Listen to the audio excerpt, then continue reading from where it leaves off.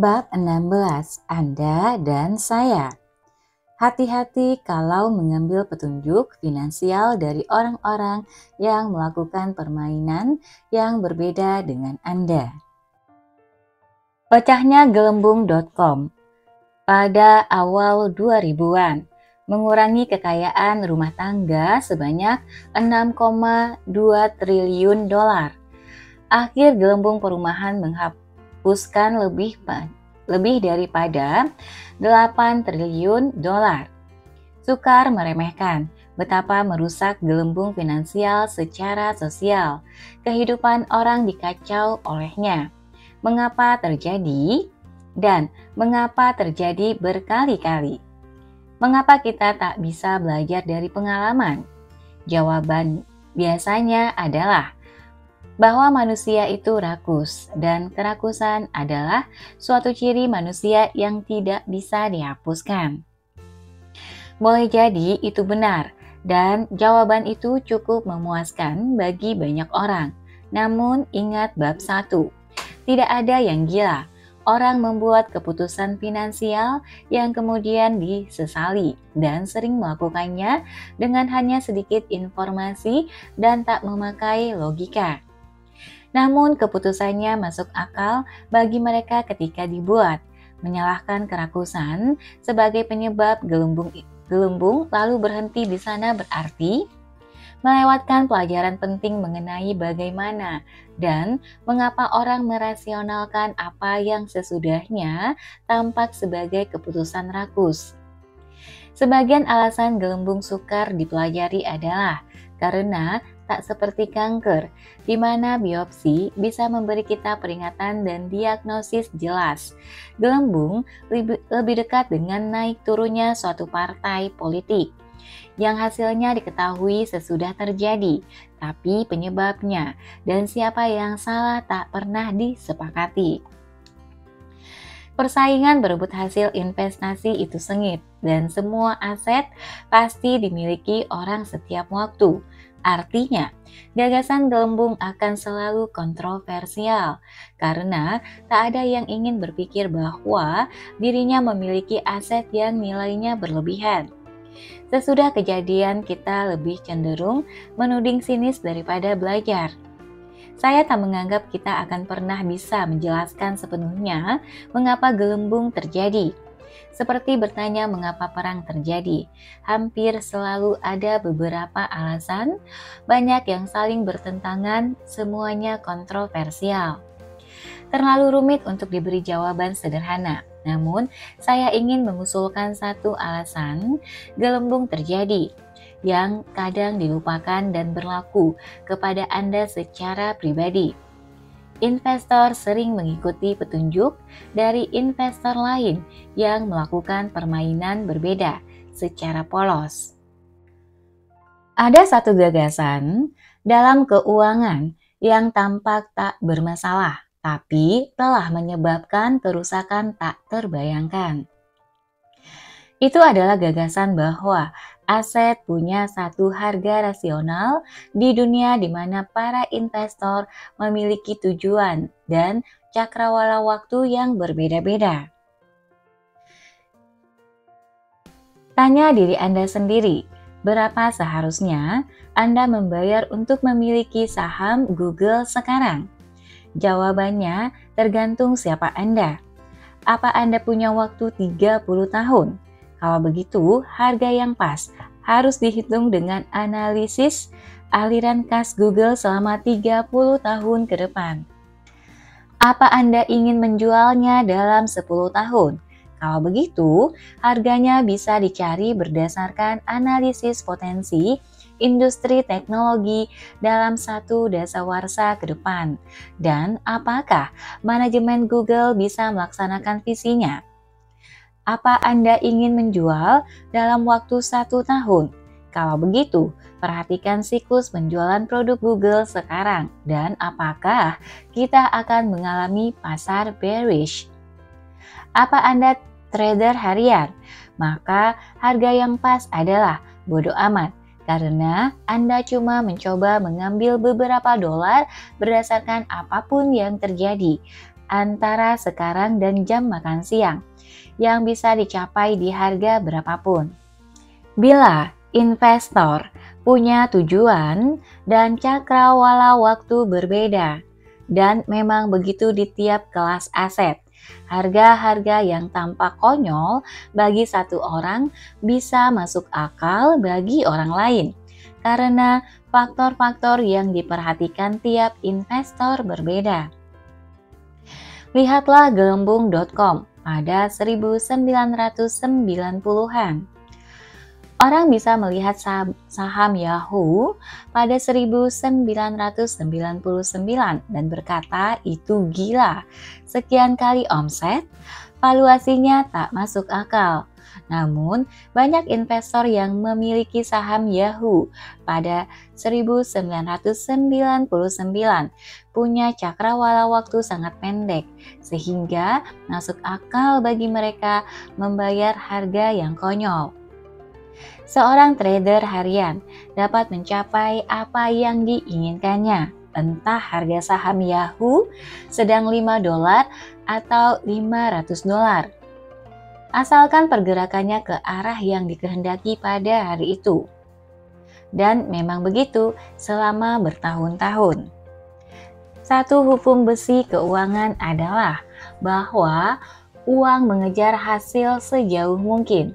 Jika suatu aset punya momentum, sudah bergerak naik secara konsisten untuk beberapa lama, tidak aneh bila sekelompok trader jangka pendek berasumsi aset itu akan terus bergerak ke atas, tidak tanpa pikir, tidak tanpa akhir.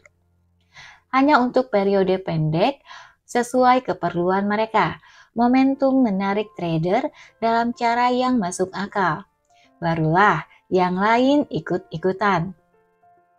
Gelembung terbentuk bila momentum hasil jangka pendek menarik cukup banyak uang, sehingga Jarvis investornya beralih dari sebagian besar jangka panjang ke sebagian besar jangka pendek. Prosesnya memperkuat diri sendiri. Selagi para trader mengejar hasil jangka pendek, makin banyak trader lain yang tertarik. Tak lama kemudian, dan seringkali memang tak lama, penentu harga dominan di pasar yang paling berpengaruh adalah mereka yang cakrawala waktunya lebih pendek. Gelembung bukan sekadar valuasi yang meningkat, itu hanya gejala sesuatu yang lain. Cakrawala waktu memendek selagi makin banyak trader jangka pendek memasuki arena. Biasanya dikatakan bahwa gelembung.com adalah masa optimisme tak rasional mengenai masa depan. Namun salah satu berita yang paling lazim pada era itu adalah pengumuman rekor volume jual beli yang terjadi bila investor berjual beli dalam satu hari. Investor, terutama yang menemukan harga, tak berpikir mengenai 20 tahun ke depan. Rata-rata reksadana mutual omset tahunannya 120% pada 1999. Artinya, mereka paling-paling berpikir 8 bulan ke depan. Begitu juga investor individual yang membelinya. Maggie Mahar menulis di bukunya Bull. Pada pertengahan 1990-an, Bears telah menggantikan skor tahunan dengan laporan yang muncul tiap 3 bulan. Perubahan mendorong investor mengejar performa, bergegas membeli reksadana di puncak daftar ketika sedang mahal-mahalnya. Kala itu adalah era trading harian, kontrak opsi jangka pendek, dan komentar pasar per menit. Bukan hal yang biasa dihubungkan dengan pandangan jangka panjang. Hal yang sama terjadi dalam gelembung perumahan pada pertengahan 2000-an. Sukar membenarkan membayar harga $700.000 demi rumah 2 kamar tidur di Florida untuk tempat tinggal keluarga Anda dalam 10 tahun ke depan. Namun, itu masuk akal jika Anda berencana menjual lagi rumah itu dalam beberapa bulan sesudah harganya naik, agar mendapat laba dengan cepat. Persis itulah yang banyak orang lakukan selama gelembung perumahan. Data Atom, perusahaan yang melacak transaksi properti, menunjukkan jumlah rumah di Amerika yang terjual lebih daripada satu kali dalam periode 12 bulan, naik 5 kali lipat selama gelembung. Dari 20.000 pada kuartal pertama 2000 ke 100.000 lebih pada kuartal pertama 2004. Jual beli rumah merosot sampai di bawah 40.000 per kuartal sesudah gelembung dan tetap di sekitar tingkat tersebut sejak saat itu. Anda pikir mereka yang berjual beli rumah peduli dengan rasio harga dan sewa jangka panjang? Atau apakah harga yang mereka bayar didukung pertumbuhan pendapatan jangka panjang? Tentu tidak. Angka-angka itu tak relevan di permainan mereka. Satu-satunya yang penting bagi penjual rumah adalah harga rumah yang lebih tinggi bulan depan dibanding bulan ini. Dan selama beberapa tahun, memang begitu. Anda bisa mengatakan banyak hal mengenai para investor itu. Sebut mereka spekulator, sebut mereka tak bertanggung jawab. Anda mungkin geleng-geleng kepala melihat kesediaan mereka mengambil resiko besar. Namun saya tak berpikir Anda bisa menyebut mereka semua tak rasional. Pembentukan gelembung bukan hanya soal orang-orang ikut-ikutan investasi jangka panjang secara tak rasional, melainkan orang-orang yang secara agak rasional bergerak ke arah trading jangka pendek untuk menangkap momentum yang memanfaatkan dirinya sendiri. Apa yang Anda perkirakan akan dilakukan orang ketika momentum menciptakan satu potensi hasil besar jangka pendek? Duduk dan menonton dengan sabar? Tidak. Bukan begitu cara kerja dunia. Laba akan selalu dikejar, dan trader jangka pendek beroperasi di area di mana aturan investasi jangka panjang, terutama seputar valuasi, diabaikan karena tak relevan dengan permainan yang dilakukan. Di sanalah hal-hal menjadi menarik dan masalah dimulai. Gelembung menyebabkan kerusakan ketika investor jangka panjang yang melakukan satu permainan mulai mengambil petunjuk dari trader jangka pendek dan permainannya berbeda. Harga satuan saham Cisco naik 300% pada 1999 ke $60. Di harga itu, perusahaan tersebut bernilai 600 miliar dolar.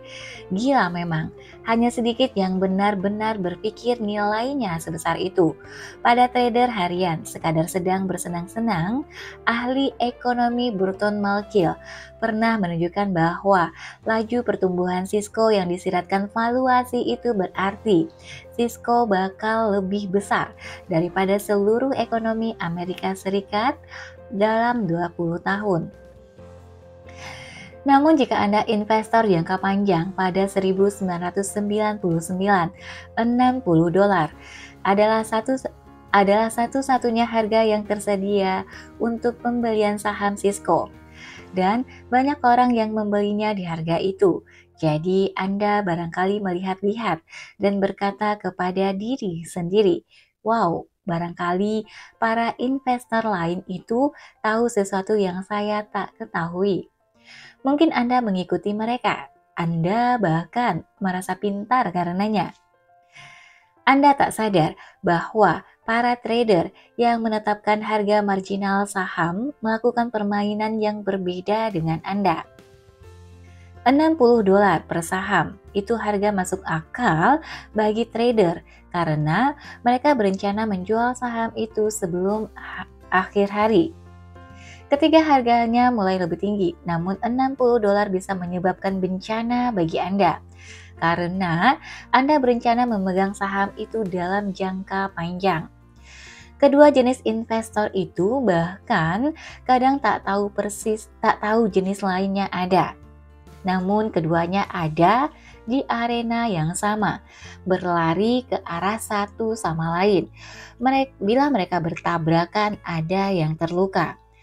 Banyak keputusan keuangan dan investasi berakar di pengamatan atas apa yang dilakukan orang lain dan mengikuti mereka atau bertaruh melawan mereka. Namun bila Anda tak tahu mengapa seseorang berperilaku tertentu, Anda tak akan tahu berapa lama dia akan terus berperilaku begitu. Apa yang membuatnya berubah pikiran, atau apakah mereka akan belajar dari pengalaman? Bila seorang komentator CNBC berkata, Anda harus beli saham ini, ingat bahwa dia tak kenal Anda. Apa Anda remaja yang trading untuk bersenang-senang? Janda tua dengan anggaran terbatas? Manajer dana lindung nilai yang mencoba memperbaiki pembukuan sebelum kuartal berakhir? Apa kita mesti menganggap ketiga orang itu punya prioritas yang sama dan bahwa tingkat harga saham manapun tepat untuk ketiganya? Gila. Sukar memahami bahwa investor lain punya tujuan yang berbeda dengan kita.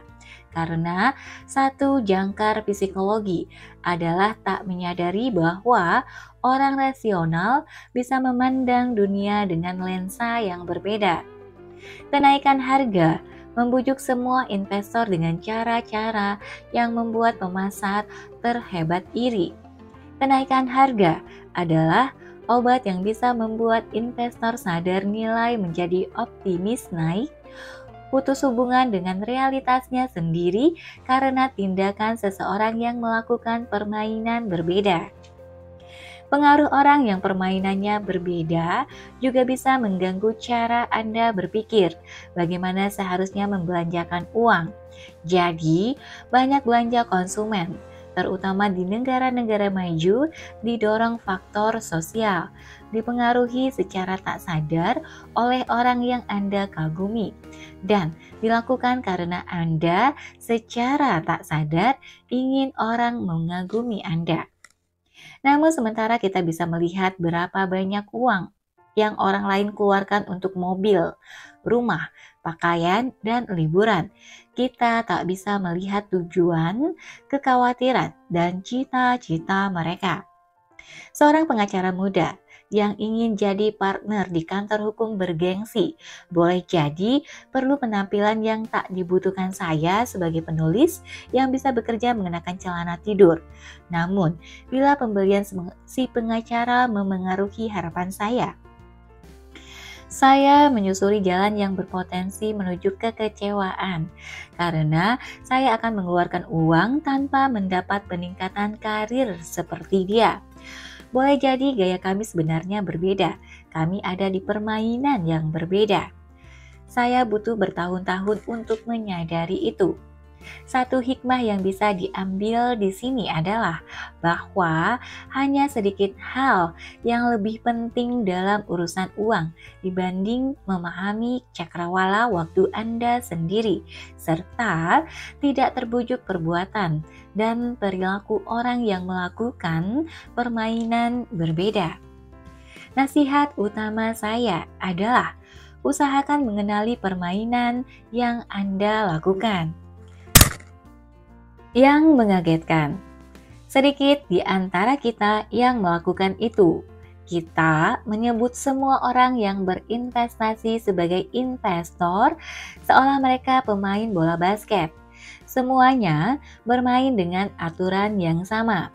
Ketika Anda menyadari betapa keliru gagasan itu, Anda bisa melihat pentingnya mengetahui permainan yang Anda lakukan. Bagaimana saya menginvestasikan uang dirinci di bab 20. Tapi bertahun-tahun lalu saya menulis, saya investor pasif yang optimis dengan kemampuan dunia menghasilkan pertumbuhan ekonomi real. Dan saya percaya bahwa dalam 30 tahun ke depan pertumbuhan itu akan memperbesar nilai investasi saya. Boleh jadi itu tampak kuno, tapi sesudah Anda menulis pernyataan misi itu, Anda menyadari segala hal yang tak berhubungan dengannya, seperti apa prestasi pasar tahun ini, atau apakah kita akan mengalami resesi tahun depan, adalah bagian permainan yang tak saya ikuti. Jadi, saya tak memperhatikannya dan tidak beresiko terbujuk olehnya. Berikutnya, mari bicara mengenai pesimisme.